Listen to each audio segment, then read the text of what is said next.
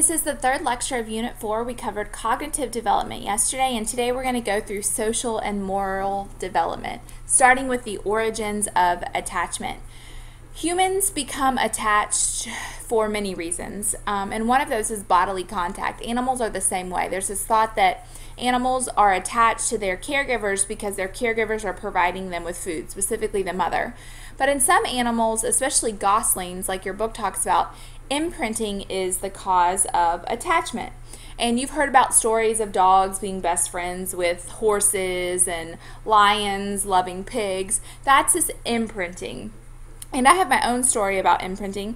I brought my little dog Nola home when she was 7 weeks old. I was graduating from college the next day, moving out of my apartment to come to Durham.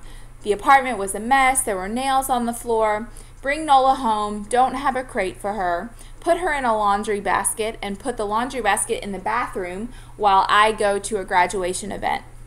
Come home, cannot find Nola anywhere. She is not in the laundry basket, she is not in the bathroom. I'm convinced that she has gotten out, swallowed a nail, and is dead somewhere. I go into a bedroom within the apartment, and Nola is cuddled up next to a stuffed Tigger. And I truly believe that Tigger was imprinted on Nola at 7 weeks old because it is the only toy that she will play with. Her and Tigger are BFFs. We cannot travel anywhere without bringing Tigger with us. She loves him. She drags him in her bed. And I really think it's because she became attached to him at this early age. She was in this new environment in the apartment. She was alone. She had just been taken away from her biological mother and siblings. And she's fearful. She gets out. She finds the closest thing that is a real dog, and that was Tigger. So, cute little story about imprinting there. Social anxiety can often be from attachment. If you think about it, young infants are not yet attached to their caregivers because they have not been able to form a schema for their face. But at about 8 months of age, infants form schemas for familiar faces. So if you go to pick up a 10-month-old and you've never met them before, the 10-month-old is probably going to cry and going to be wanting his or her mom or father back. That's because they know that your face is a new face and they cannot assimilate a new face, and they think that their mother and father are going away forever. So stranger anxiety does set in, and it can be a disruption in this attachment. The Harlow monkey study was a really interesting, somewhat controversial study. Harlow and Harlow set out to figure out why do infant monkeys become attached to their caregivers. And the original thought was that infants, specifically monkeys, are attached to their caregiver because the caregiver is providing them with nourishment. However, the Harlow monkey study showed that infant monkeys are not just attached to their mother because they're getting food, but they're attached to their mothers because they are getting comforted. This bodily contact is just as important as nourishment. So they put these monkeys in a lab room, and there were 2 fake mothers in the room. One of them was a wire-caged mother that provided the monkey with food. You see the bottle here. The other mother was a terry-clothed mother who did not provide the monkey with food. And what Harlow found is that in scary, frightening situations, the infant monkey would attach itself physically to the cloth-terried monkey, or the terry-cloth monkey. Now you see it leaning over to get nourishment, but it preferred the mother who felt better, who comforted the monkey better, rather than this hard, cold, wire-caged monkey. So for extra credit, I'm going to let you guys go to this YouTube video, just type it right on in, and summarize what you see in the Harlow monkey study. Some of it's a little heartbreaking and sad, but the Harlow monkey study is really important study for the origins of attachment. Now, this attachment differences, why are some children really, really, really attached to their parents, and why are some children, they're totally fine if their parents leave? Placed in a strange situation, 60% of children express a secure attachment with their adult. What this means is if a child has a secure attachment with their parents or caregivers, They explore their environment happily in the presence of their mothers, and when their mothers leave, they show some distress. However, 30% of infants show an insecure attachment. They're going to cling to their mothers or caregivers and are less likely to explore their environment. With a secure attached infant, if they're being dropped off at daycare, they might cry a little bit when their mom leaves, but they're going to recognize, you know what, it's cool. I'm going to play with these toys. I'm going to talk to these other children because my mom is coming back. Whereas an insecurely attached child is going to have a fit, a full-fledged fit when their mother or father tries to leave, and they're probably not going to explore their environment. They're going to be the kid in the corner crying and totally secluded from the rest of the group.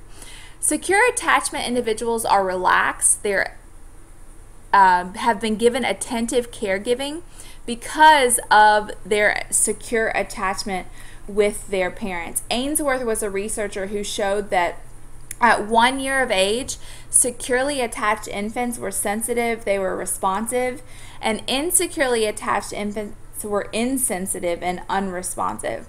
So really, this secure attachment is very important for a child's future social development. The Harlow monkey study showed that the monkeys who experienced the greatest anxiety were insecurely attached. So what they did is they took the terry cloth mother out of the room, and the insecurely attached monkeys would cry, they would put their hands in their faces, and they would not explore the room at all. So it is very important that infants be securely attached to their infants, because insecure attachment can be pretty detrimental. We also study the deprivation of attachment. So what happens when circumstances prevent a child from forming attachments? You listened or read the story about the children in the orphanages yesterday. And in such circumstances, in the saddest situations, children become withdrawn, frightened, and even sometimes unable to develop speech. Later on in the language unit, I'm going to talk to you more about the story of Jeannie, who was found in a house tied to a potty chair, and how this deprivation of attachment led to her underdevelopment. She was never able to fully develop speech because of this deprivation of attachment.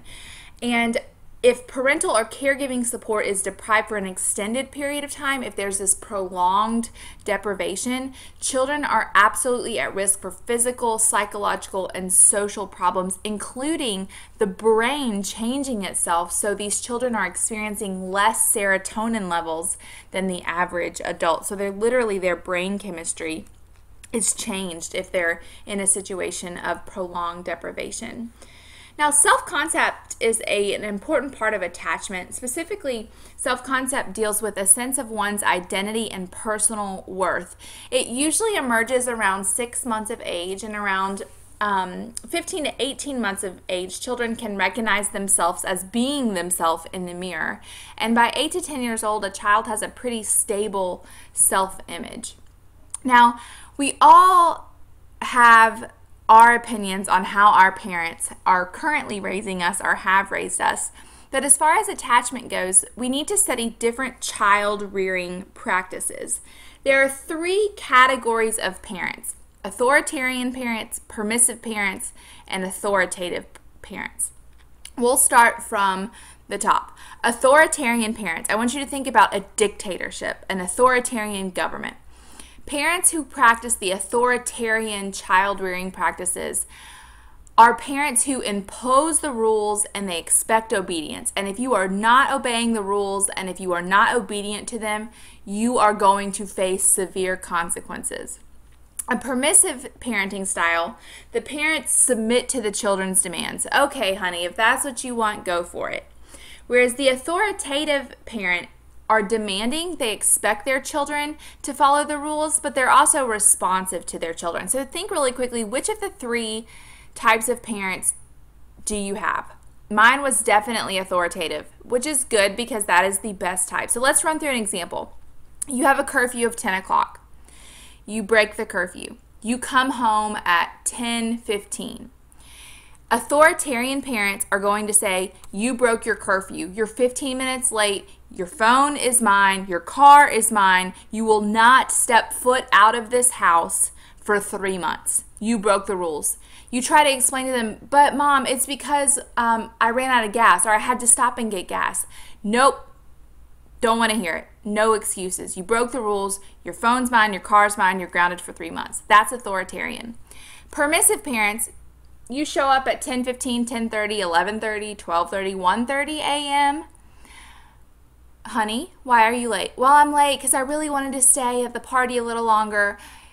Oh, I know you did. Parties are really fun, right? It's okay. Even though you broke curfew, it's okay. I understand. I was a teenager once. No worries.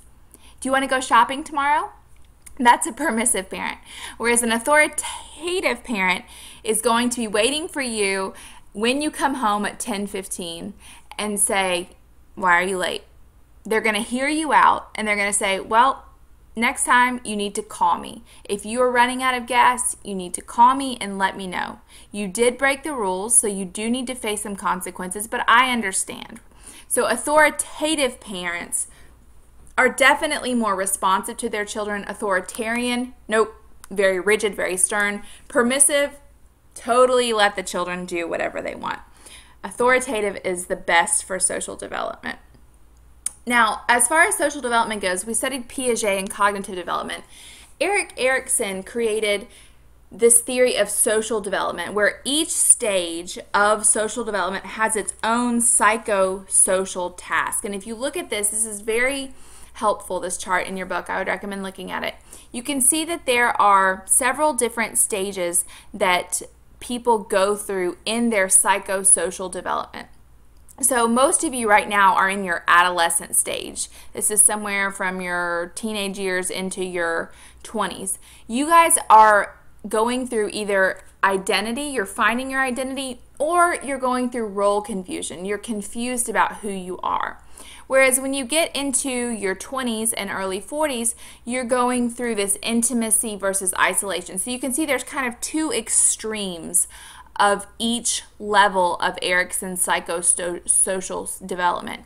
And either you're eventually going to form your identity and become intimate with other people, or you're going to go through this role confusion and isolate yourself from everyone else.